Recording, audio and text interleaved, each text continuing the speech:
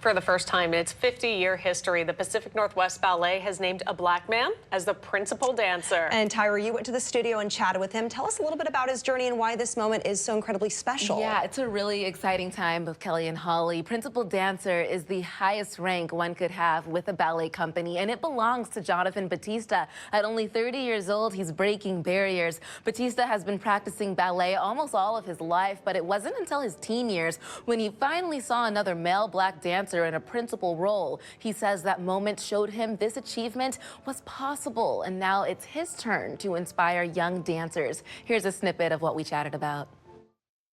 Historically, people who look like you and I are in spaces like this one. What does this representation mean to you?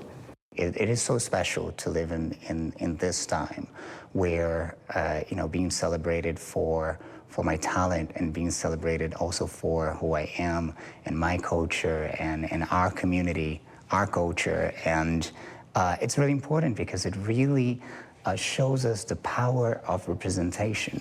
While he's passionate about dance, he tells me it's a lot of hard work to stay disciplined. His schedule and routine, probably harder than most would think. All right, Tyra, how's...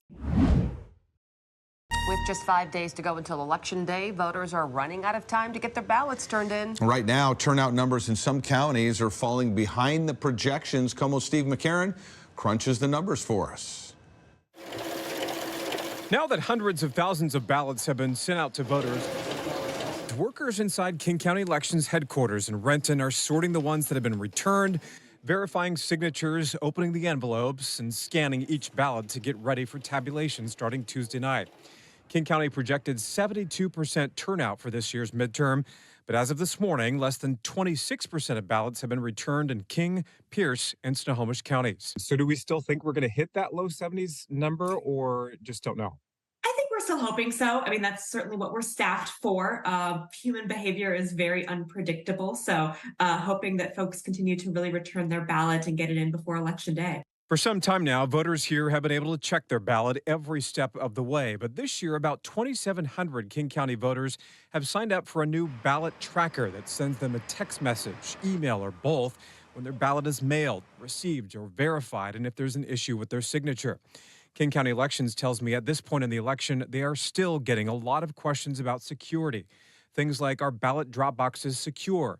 How do they make sure every ballot is counted? And how do they ensure people don't vote more than once?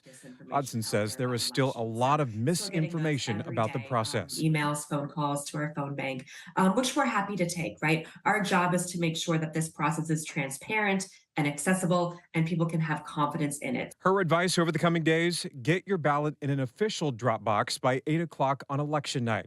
And if you're going to put it in the mail, she recommends sticking it in your mailbox by tomorrow. Steve McCarron, KOMO News.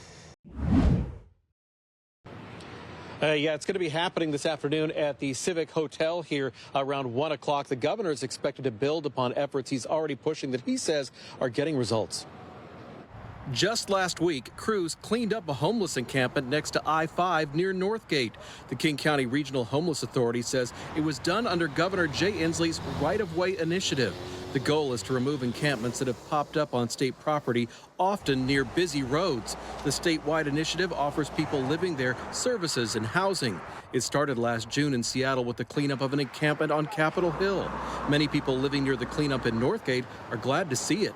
I think it's the way they're doing it's the right way, because they have alternative places for all these people to go to, supposedly. I mean, you would hope. The governor has also pushed for more tiny home construction. It would not be surprising for him to make that part of his announcements today. He has said in the past he wants to ramp up construction across the state.